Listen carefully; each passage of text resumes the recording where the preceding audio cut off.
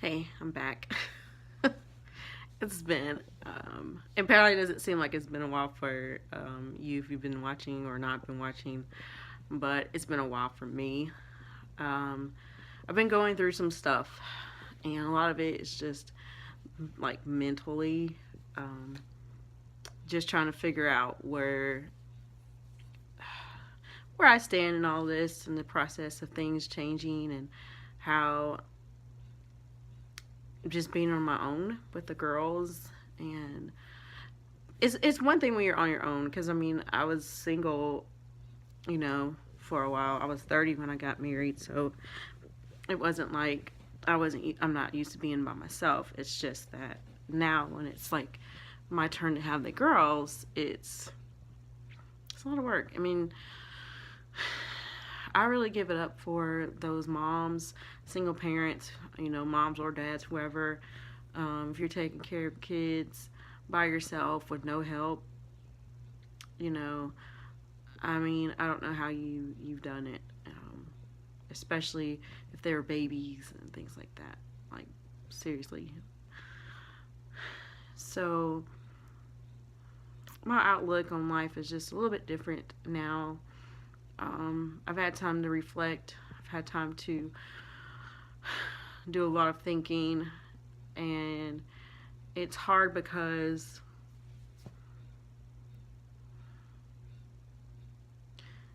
I do love my husband, and there's never there's no question about that. There's never been a question about that. It's just we're not able to coexist in a peaceful manner in which it's going to be healthy and not just healthy and for the girls basically. When you get a when you're talking, having a conversation, and your daughter, your 3-year-old, is like, guys, and she's like holding her hands up, like, guys, you know, that's not good. So, and on the other hand, I'm getting used to the place now. The smell that was coming from the refrigerator was because it was dying. And it did die over the weekend, of course. So I had to wait till like Tuesday that following week to get a new refrigerator. So ever since then, it's been better. And then as far as bugs, like much better. So it's it it's just a lot. Sorry, I'm moving so much, but it's a lot.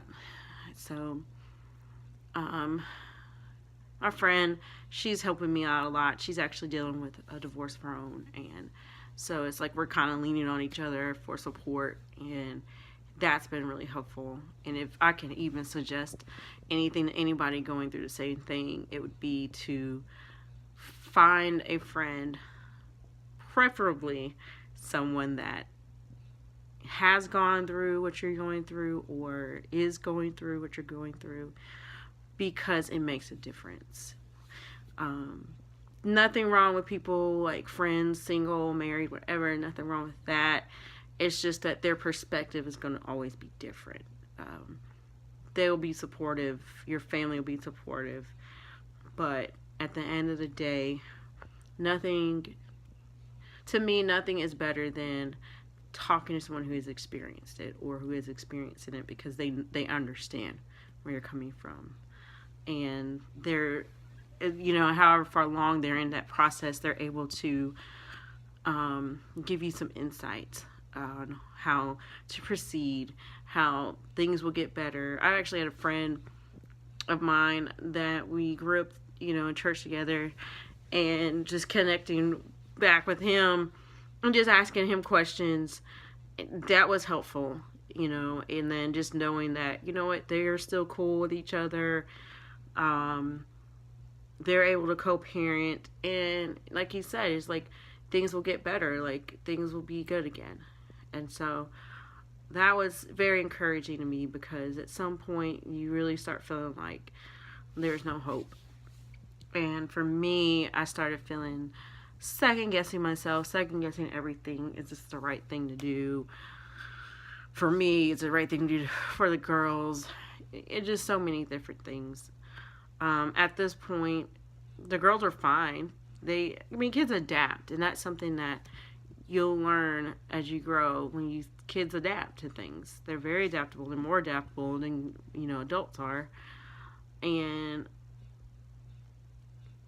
you learn to appreciate things more. I'm appreciating the time I have with them because I have today and tomorrow, and then they go back with their dad.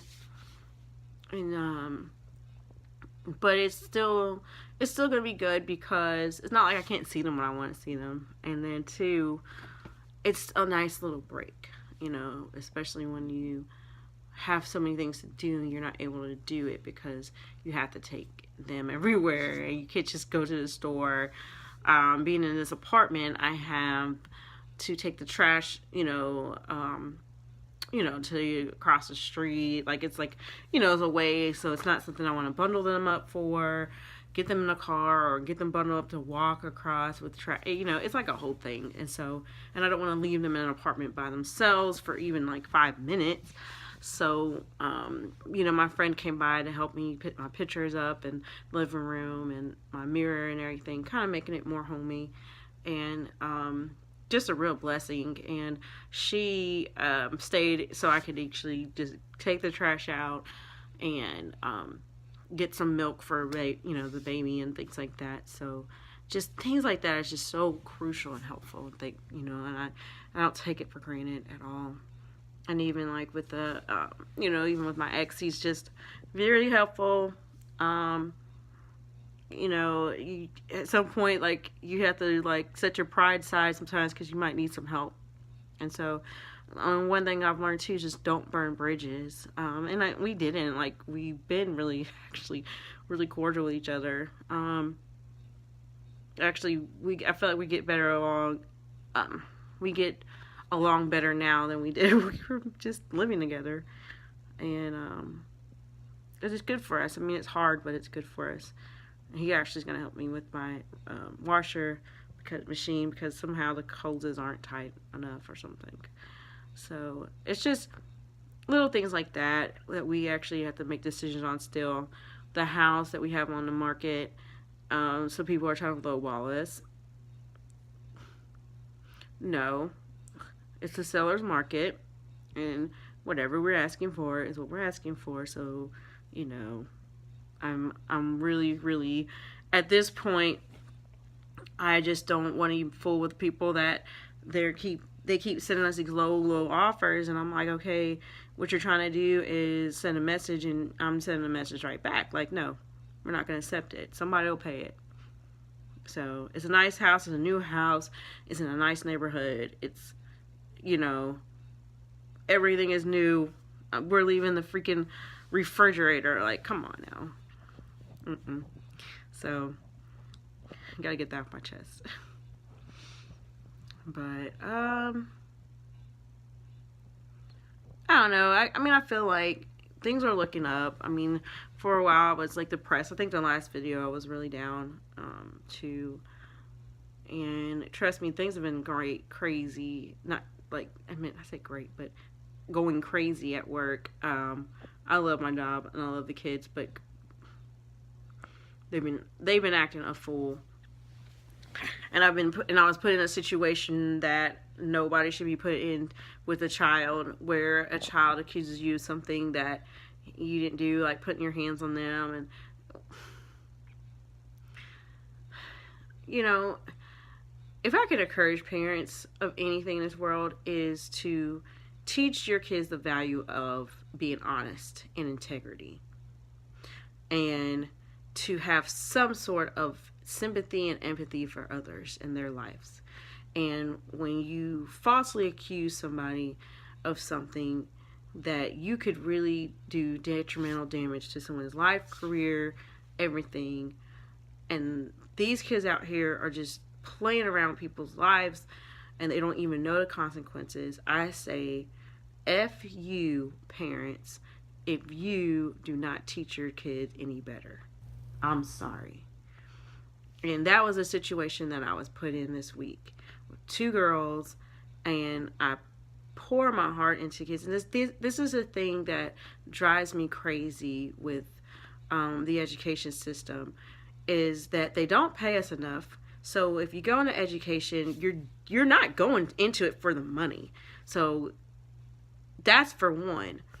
And then for two, the power has been turned over to the child, and I feel like we don't have any rights. And I'm like, I went to college for this. I have a degree. Like, there's no reason for me to be treated like a second class citizen, and I'm a professional, but I'm not being treated as such. These children are children, and they need to be put in a child's place. And I feel like it's time out for people to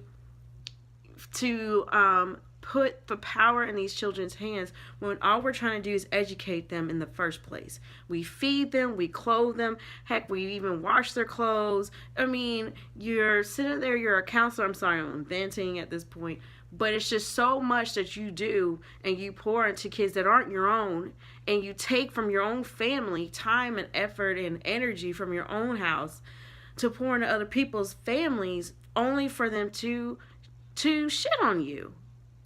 And it's time out for that. I'm sorry.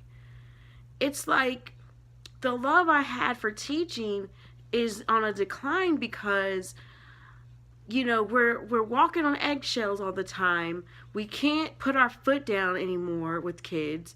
It's like, just asking them to do simple things as sitting down and being quiet so you can teach them, and they curse you and they say crazy things to you, and you have to put up with it.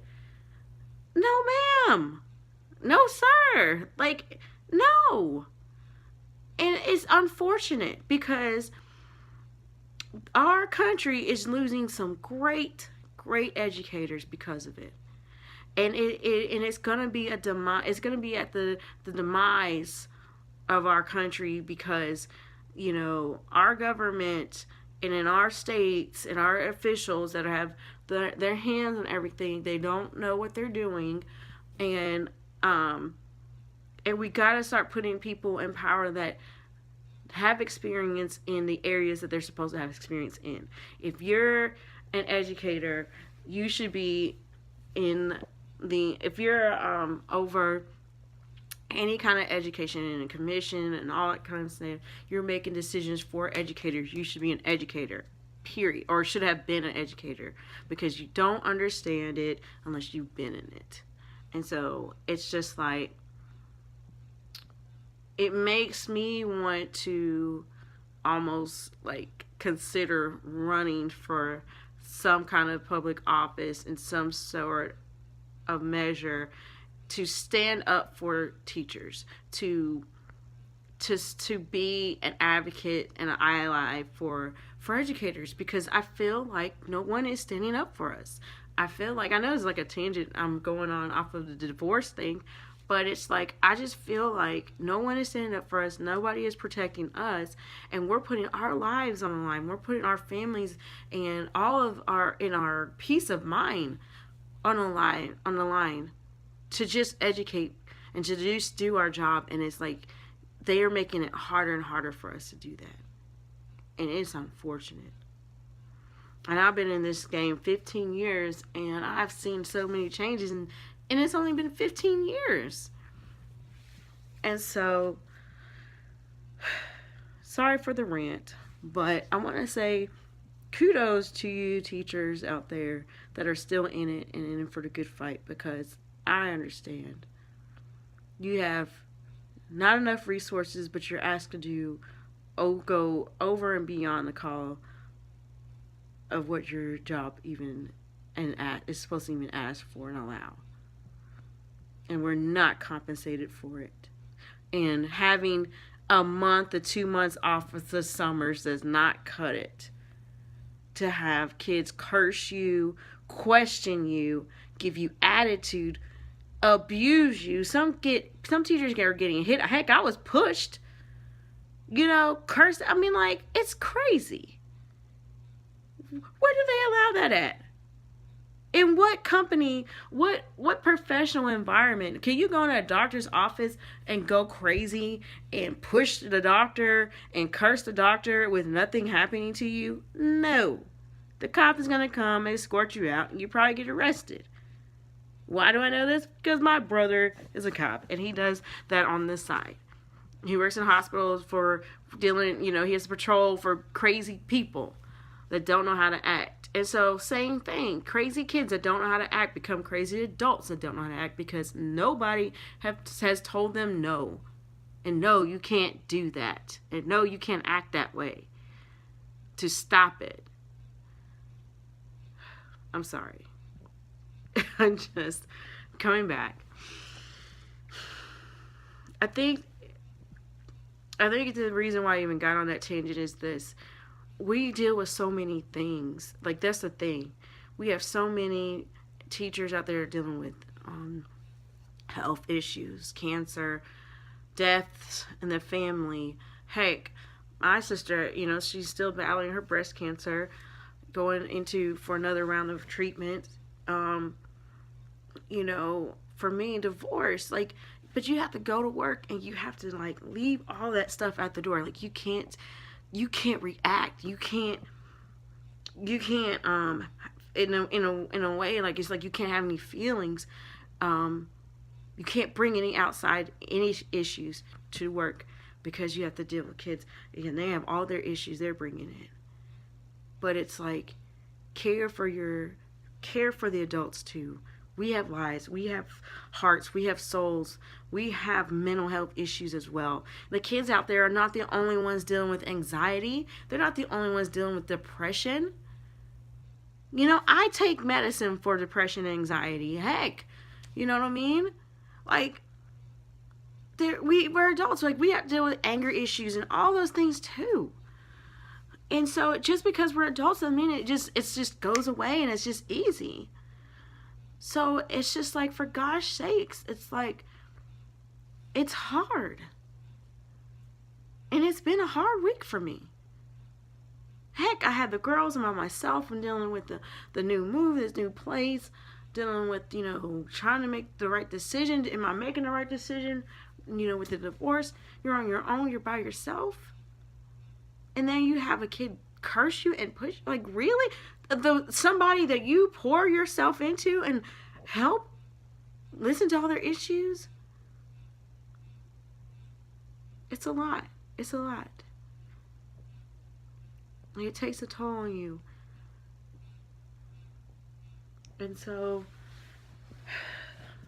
by the grace of God, I'm here and I'm not turning to drugs and alcohol and, just things that they help you cope for the time being, but they're only like a band-aid, they're not, it's not permanent, it's temporary. And so, all I can say is that God is the only one that helps me get through. That's it. Me praying, me having to read the Bible and to kind of try to make some sense of how to get through this world. It's crazy. The shootings, it's just such a crazy world. It's always been crazy. It's nothing new. So just trying to deal with life. And I ask God every day to just give me peace.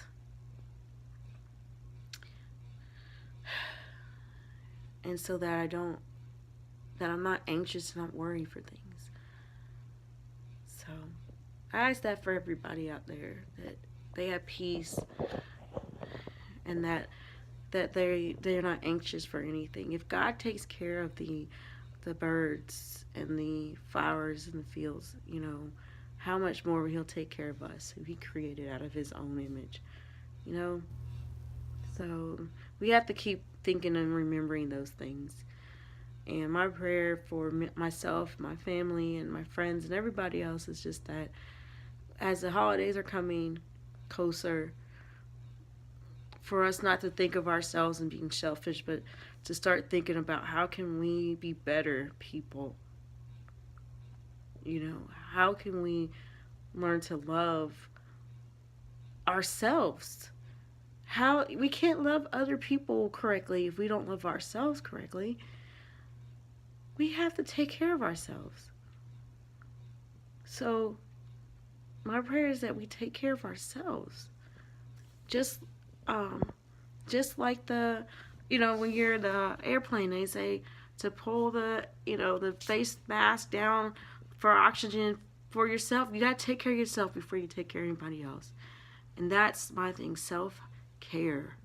You know, take care of yourself.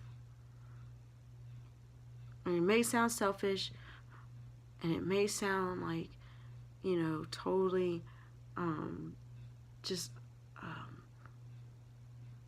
against what you might believe, because you got to put others first. Yeah, you do. But you know what? I feel like if you put others first above yourself and you don't love yourself, you're doing yourself a disservice, because at the end of the day, who is there left? Who are you left with? At the end of the day, when you die, you can't take all those people with you. It's you. Take care of yourself. I'm going to take care of myself. And my kids, of course. But I'll make sure I take care of myself. Okay? So hopefully you do the same. All right. That's all I have to say.